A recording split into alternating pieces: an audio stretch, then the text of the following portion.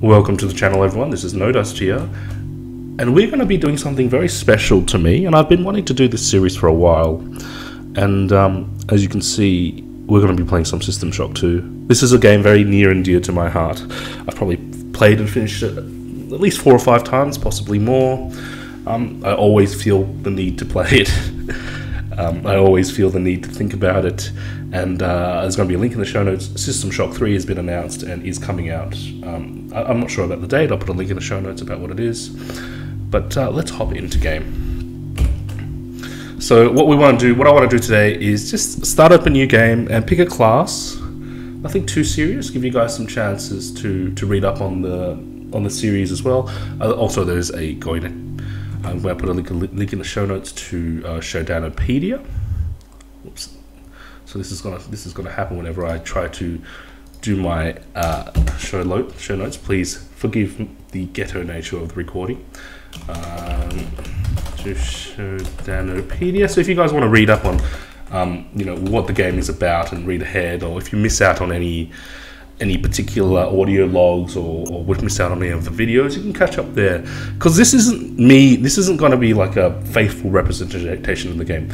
I'm going to play this because I like playing the game, and I'm going to play it the way I want to play it, and I might be skipping over things, or I may not stop and listen to total, anyway. Enough said. Let's get started. We're going hard because I played it so many times before. I don't think, and plus hard just ramps up the tension a little bit. Impossible, I think I've tried it once. It's pretty hard. I think you tend to get 2-shot, 3-shot, and it just becomes at a certain point.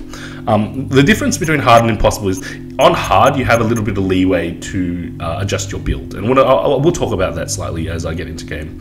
But on impossible, you sort of need to go optimally. You need to pick certain paths just to survive.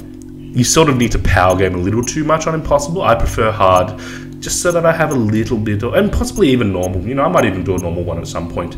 Normal gives you a lot more leeway to experiment with your upgrade points and so on and so forth. Okay, let's go. Start the game. I love games like this. You're straight in. Welcome to the Ramsey Center UNN recruitment facility. Please watch your step when leaving the train. The grav shafts at the end of the hall will take you to the street-level training and recruitment center. Please proceed to the grav shafts. I love a game that... okay, just one moment. I'm going to quieten some background noise. Okay, like I was saying, I love a game that it just drops you right in. Yeah. I don't know how to experience this game as a new player anymore, and I'd encourage anyone who was interested in experiencing this game as a new player to go buy it off Steam. It's on Steam, it's all optimized. It should be optimized for your device. I don't know, because I've seen this so many times, but recording it and doing some commentary over it, it is such a different experience than just playing it, because you realize it just drops you in. This isn't Half-Life, where you have to go on a... Half-Life is semi-interactive. You're on a train ride and you're stuck there for 15 minutes while they show off graphics. But you're straight in. You have control. You can look around in the corners. You can jump around. You can do silly things. And I do believe there is a basketball here somewhere, but I think I've forgotten where it is. But let's go have a look. Step into the grav shafts to proceed to the street-level recruitment. So please let me know about the sound mix and any other things. If there's anything I can do on my end to improve your enjoyment of the series, I very much would like to. I think actually that the basketball is on a later section of the game. The reason I bring it up is because I've recently been playing through Deus Ex Human Revolution again, and there's a basketball achievement there, which is a direct shout out to System Shock. I'm not sure if the basketball was in System Shock 1, but it definitely is in SS2. And yeah, just want to have a look. So this is already world building. We come up the grav shaft, nothing that we've seen before. This is totally different. Nothing like what works in our world. It already sets the mood for, this is a futuristic world. Don't expect the same things. Straight away, the mechanics teach us that this is a futuristic world. And we are somewhere in... there's some Japanese writing, there's a Sandman audio, there's a Happy... what is this? Happy Noodle. This I guess the feeling of this place is a industrial... like a central business district. This is a... this is a central business district at night. There is a garbage truck, it seems, here to clean up. There's a couple people in the Happy Noodle having food. But see, you go straight into the game and you get to learn about the world of the game if you want. If you don't, you go straight in. You walk straight past. Yep. And we have training. To choose your career, you'll want to learn some basic abilities. First, you should go into the basic training center. When you're done with basic training, proceed to the advanced training area. Okay. This is a point where I'm going to inflict my way of playing the game upon you guys. I'm not going to do basic training. I'm going to walk in here and have a look. To pick up some basic skills you'll need to get by in the service, enter this CyberLink booth. Inside, you'll learn the basic skills you'll need to get started. I've played this game so many times, this is going to be boring to me, so I'm not going to do basic training. I'm sure there are videos online that if you want to see people do basic training, go have a look. And we're just going to head into advanced. If you've completed basic training, you're ready for the advanced lessons provided here. Advanced training will familiarize you with the 3 key areas of military service: weapons training, technical training, and psionics training. Approach the CyberLink booth of your choice to train in that area. When you finish training in the 3 areas, proceed directly to the recruitment center to choose and start your military career. So even the training is world building here, because it talks about 3 key areas that military personnel have. You can be a weapons expert, you can be a technical expert, or a psi expert, and that sort of builds straight into our class selection. But also, the game has enough customization and ability to pick and choose that you can be a bit of both. You can be a jack of all trades, you can be solely a weapon guy, you can be solely a psi guy. Here's where you make your choice, soldier. Here's where you enlist in one of the 3 branches of the military. Once you decide on your branch of service, there's no going back. A shuttle will take you to a UNN orbital space station, where you'll receive a briefing regarding your yearly postings. Good luck. And as you see this, OSA Navy Marines reflects directly with Psi Skills Technical Weapon. Same order, so where do I want to go? Psi Skills, Technical, or Weapon? Honestly, I have to say that if you want an easier game, Technical or Weapons is usually the choice. OSA gives you a lot of flexibility when it comes to... I guess we'll find out, yeah? I'll let you guys discover this if you're watching this. If you're watching the playthrough of the game, you know, for the first time, I'll let you guys discover this. Anyway, so this is Psi Skills. This is IT, like technical prowess, and this is weapons. Okay, so what do we want to do? I don't think I want weapons, so it's between these 2. Psi or technical? Now, I've played many technical runs before.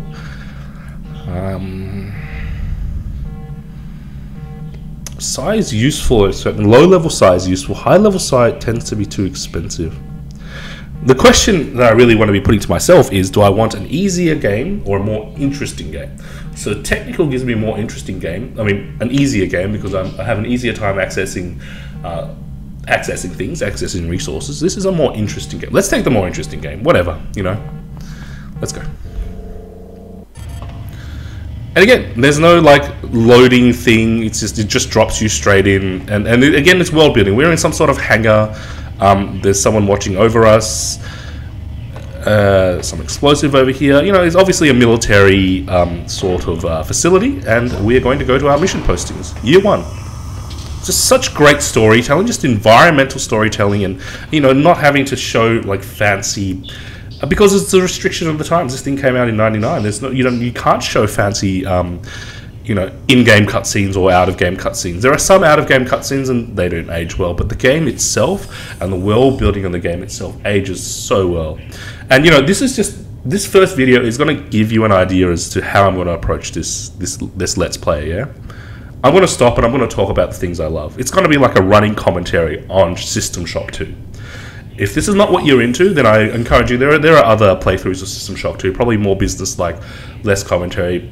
You probably, maybe if you don't like hearing my voice, you don't like hearing what I'm talking about, feel free to find something else. You know, I'm doing this more for myself really than for. I mean, obviously, I'd like you guys to enjoy it, but It really is a passion. This is something I've been wanting to do for a while. This is something that I do in my head when I play the game. The past, the half dozen times that I played the game. All right, let's talk. The OSA welcomes you to Orbital Station Chunlo.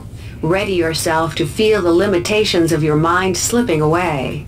We will guide your path over the next 4 years. The shuttle base at the center of the station will ferry you to your next stage of growth. When you've chosen, head into the appropriate shuttle bay. Get ready to learn things you've never imagined. Now this brings up another really, really good point about System Shock 2. The voice acting is phenomenal, and the OSA, and you know, if you follow some other playthroughs, the Navy has a different voice actor for the tutorial bot. The Marines has a different voice actor. And the first voice you hear is the training voice. The second voice you hear is a motherly. I'm guessing here, but is intended to be a motherly female voice that comes out of a robot. That sort of sets the vibe of what System Shock 2 is. And I do have to come out and clean slate here and say I haven't played System Shock 1. It looks a little too clunky for me. I would love to play something like a remake of it, but I haven't really been keeping up with that. This has just been my gaming love for the last maybe 10 years, and I keep coming back to it. There are certain games you just keep coming back to. So what was she talking about? I don't remember. I've heard it so many times I've sort of phased it out. Okay, let me just pause here and I'm going to do some show notes.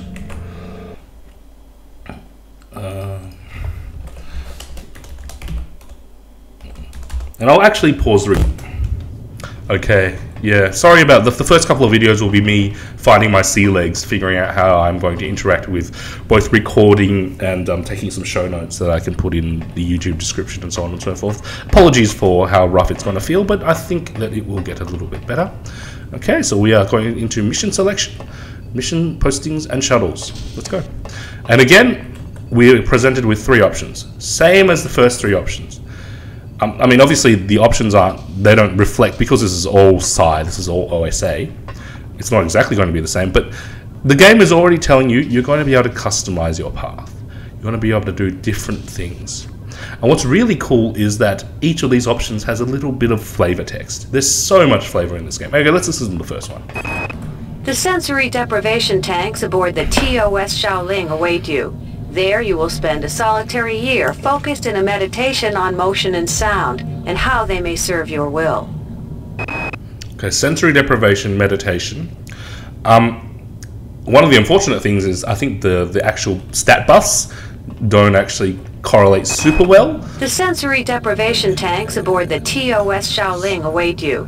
There you will spend a solitary year focused in a meditation on motion and sound and how they may serve your will.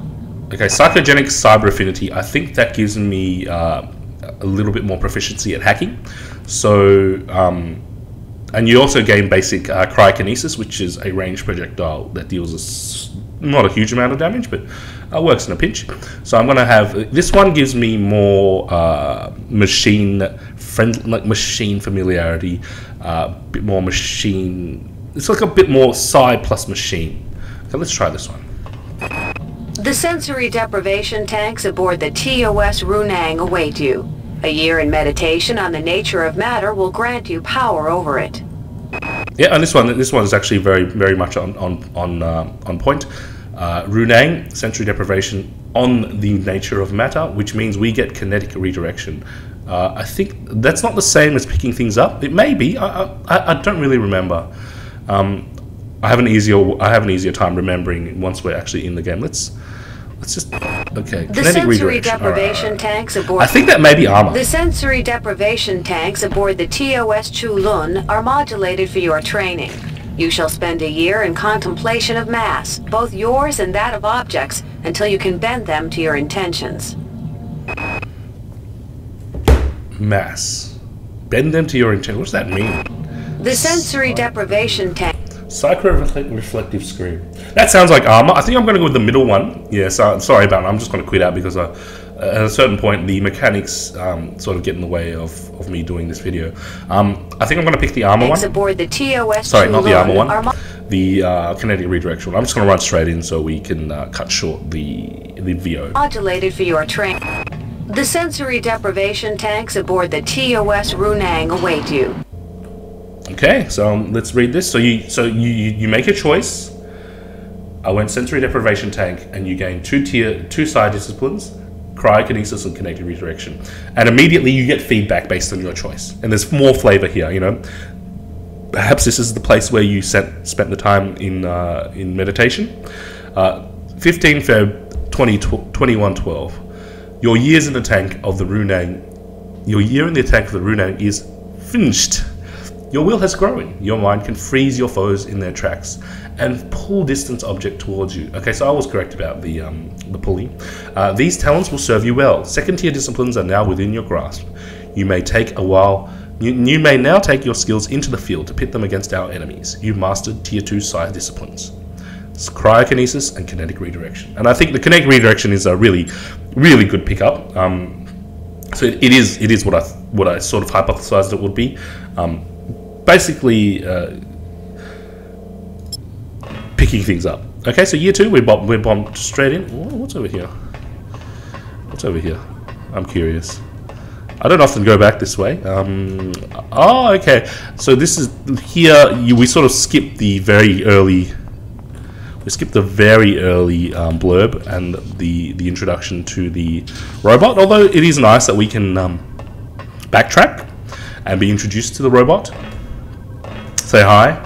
You know, robot doesn't necessarily talk back to us, but that's okay. It's nice that we can backtrack. Okay, let's have a look at these options. Sifting the thoughts of treachery and disloyalty from the morass of emotion and internal conflict that fill most mundanes can be disquieting. You shall spend a year building the general strength of your mind, while learning how to probe the thoughts of the less capable without losing yourself. So building strength of mind. So this will be psionic ability. I think that's what it said. Let's just double check. I'll read the gain 2 psionic ability. Let's go this one. Dr. Chandrisvalan's research labs have produced many of this decade's advances in psionic technique. You shall spend a year serving his genius, learning to understand his insights and whims. Exactly, and this is quite obvious. It says research lab, so I'm going to gain 1 point in research. So it's either psi ability, research. Let's go look at this one. Your body has been neglected in your training of your mind. On Io, you will find soldiers who wish to test their endurance. You will surpass their physical prowess without compromising your mental discipline. Okay, so these are our 3 choices. Specialize more into psionic ability, gain some research ability, which honestly is quite useful, or improve your endurance, which probably correlates to HP and so on and so forth. I'm tempted to pick the HP because it's quite annoying to die in this game, and it's quite annoying to... But you know what? I think research is more interesting. Like, this is more power gaming. This is also slightly power gaming. Like, the most power gaming path is the HP, I believe, because you can take more hits, you can do more things, but let's take the more interesting path. Yeah, we're going to go with the research. Dr. Chandrisvalan's research labs have produced many of this decade's... And again, I have to emphasize, like, oh, look, it's a different flavor image. You know, this is the research labs. We spent time with Dr. Chandrisvalan. And it's just so good to have instant feedback on your choice. You made that choice, and the game gives you instant feedback. All right, so let's read the blurb. 23 Feb 2113. Your time of service on the Kiluan has reached its end. Maintaining patience for a year under the emotional Dr. Chandrisvalan's patronage was difficult. However, careful observation of his technique and a careful, if illicit, examination of his laboratory notebooks has led you to a better understanding of the process of research. You've gained +1 research. That's great. Look, like, I don't think I've read this blurb. Maybe I might have read it once. But it's so rewarding to appreciate. It's like appreciating a work of art. And honestly, you know, I'm one of those people who definitely believe games are art. I mean, well-made games are art. Some other games are just popcorn, you know, Call of Duty, things like that. That's just popcorn. And there's a place for popcorn. But System Shock 2 is such a work of art. There's so much care and attention that goes into every part of this game. You know, the blurb, the voice acting. And okay, so fine. So sometimes you get a typo here or there. That's fine. This is a small studio. You can tell where their intent is. You can tell that they love what they're working on, and it comes through so much in this game. And you know, I'm such a fan. And like I said, if you don't want to watch someone gushing over a game that, you know, I've loved this game for so long. there are other better things for you to do on the internet. I make no apologies. I mean, I apologize now if this is not what you came here to get, but I make no apologies as to how I'm going to run this series. Okay, let's go. Acts of political terrorism and corporate coercion disturb corporate and political stability. You shall spend a year battling these chaotic elements, both psionically and by physical force. Okay, so anti-terrorism, I think there was a strength, Acts of political terrorism and corporate coercion disturb corporate and political stability. Okay, so strength, agility, cyber affinity, which is, being better with machines. And I think psychic agility, which means I can run fast. I can buff my speed to run fast. You shall spend a year battling these chaotic. So I can buff my speed using my psi to run a little faster. I don't think I want that, but let's just leave the. In the grand scheme, individuals are no more important than pieces on a game board. Occasionally, it becomes necessary to remove a piece without disturbing the flow of the game. These removals will be done in silence and with complete secrecy. You shall spend a year learning these skills. You know what? Listening carefully to that, this is like becoming an assassin. Selections, group field operations. What a nice euphemism for you're going to go out and kill people. That's great. I love that. I love just that nuance. You know, if you're just going to rush through and pick the points, fine, pick the points. But if you take the time to appreciate what it is, such a deep game. Anyway, let's look at what we can get. In the grand scheme, individuals are no. So it seems like we get strength, agility, and cyber affinity no matter what. And then there was a neuro reflex dampening. I think that might have to do with armor. More important than pieces on a game board. Occasionally, it becomes necessary to Many threats to security can only be defeated from inside. Your mind shall be carefully blanked and conditioned with the nature and past of a criminal. Join with the criminal and rebellious, endure their squalor and chaos, and then, when it is time, liquidate them from within. Sounds like criminal means better hacking. So I think all three give you a bit of strength, agility, and cyber affinity, but this one gives me specifically some better hacking abilities. This one specifically, well, I guess it's the theme of it is I become better at removing undesirables, and this one has got to do with running a little bit, working a little bit faster.